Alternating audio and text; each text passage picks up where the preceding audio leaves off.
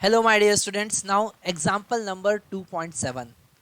According to the previous syllabus, previous NCRT, this chapter motion in a straight line is chapter number 3. Okay, ये chapter number 3 था. अब chapter number 2 है. Okay जैसे ही आप NCERT की website पर जाएंगे, आपको गूगल पर टाइप करना है एनसीईआरटी, पब्लिकेशन में जाएंगे, वहाँ पर पीडीएफ में जाएंगे, आपको लेटेस्ट पीडीएफ वहाँ से मिलेंगे और उस लेटेस्ट पीडीएफ में आप चेक कर सकते हैं कि चैप्टर नंबर 2 जो है वो है मोशन इन स्ट्रेट लाइन, पर हम यहाँ पर ओल्ड सिलेबस के अकॉर्डिंग चैप्टर नंबर 3 लिख रहे हैं। ओके तो आपको बिल्कुल भी कंफ्यूज नहीं होना है। हम यहाँ पर एग्जाम्पल 2.7 देख रहे हैं, जो भी न्यू पैटर्न रेशनलाइज जो 22-23 का बुक हमको मिला है उसके अकॉर्डिंग हम यहाँ पर क्वेश्चंस सॉल्व कर रहे हैं, तो आपको बिल्कुल भी कंफ्यूज होने की ज़रूरत नहीं है। फिर भी अगर आपको कुछ कंफ्यूजन आता है so you can ask. Question है 2.7, example 2.7, reaction time. You know very well what is meaning of reaction time, फिर भी उन्होंने क्वेश्चन में समझाया है कि what is meaning of reaction time. तो यहाँ पर रिएक्शन टाइम को किस तरीके से समझाया, उन्होंने कहा है कि when a situation demand our immediate action, it takes some time before really respond. Okay, immediate reaction हमको चाहिए पर उसमें कुछ time लगता है, that is called reaction time.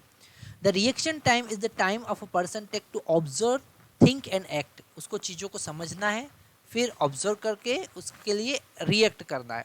Okay, for example, if a person is driving and suddenly a boy appear on the road, then time elapses before he slams the brake on the car is the reaction time. जैसे ही सामने कोई बच्चा आया, उसने break apply किया, तो जो time बीच में लगा that is called reaction time. The reaction time demands on the complexity of the situation and on the an individual. Okay, वो अलग अलग सिचुएशन पर डिपेंड करेगा, अलग अलग पर्सन पर डिपेंड करेगा। You can measure your reaction time, और ये हम मेजर भी कर सकते हैं, और यहाँ पर हम ग्रेविटी का कॉन्सेप्ट यूज करेंगे। You can measure your reaction time by simple experiment. Take a ruler. Okay जैसे यहाँ पर डायग्राम में आपको दिख रहा है, एक रूलर लिया हमने।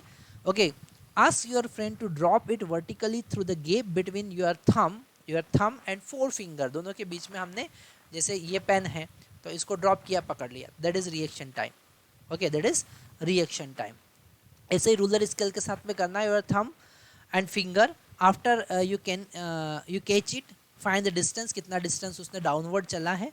ओके, और यहाँ से आप रिएक्शन टाइम कैलकुलेट कर सकते हो। अभी यहाँ पर उन्होंने बताया है कि 21 सेंटीमीटर वो डाउनवर्ड मूव किया है। तो यहाँ पर वर्टिकल रूलर स्केल ने वर्टिकल डाउनवर्ड डिस्प्लेसमेंट कवर किया है 21 सेंटीमीटर, है ना। इसको हम अगर मीटर में कन्वर्ट करेंगे तो 21 डिवाइडेड बाय 100 मीटर। ओके, ये हमारा डिस्टेंस है।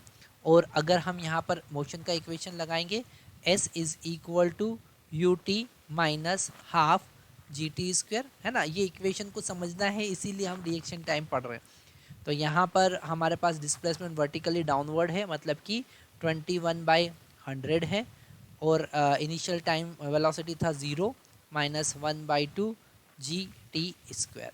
ओके, तो यहाँ पर इसे हम सॉल्व करेंगे। जी का वैल्यू हम अप्रॉक्सीमेट वैल्यू यहाँ पर 9.8 ले लेते हैं, है ना। अप्रॉक्सीमेट लेने की क्या ज़रूरत है, एक्चुअली ले लेते हैं। तो यहाँ पर ये कैंसिल हो जाएगा, हमारे पास में टी स्क्वायर का वैल्यू आएगा 21 by into 2, okay, divided by this 2 sorry divided by 100 into g, और g is equal to 9.8। Okay, तो ये हो जाएगा हमारे पास में 21/50 इंटू 9.8। ओके, तो यहाँ पर इसे हम 7 से कैंसिल कर सकते हैं, तो हमको मिलेगा t square is equal to 7 3 जा एंड 7 1 जा 0.74 जा। ओके, तो हमको मिला 3 डिवाइडेड बाई 50 इंटू 1.4। ओके, आगे देखते हैं। तो इसे आगे हम सॉल्व करेंगे तो हमको मिलेगा t is equal to root लेने के बाद में, है ना, यहाँ पर हम रूट ले लेंगे, तो t is equal to root 3 divided by 50 into 1.4, that is approximate equal to 0.2 second. तो यहाँ पर हमारा रिएक्शन टाइम है 0.2 सेकेंड। Okay, thank you.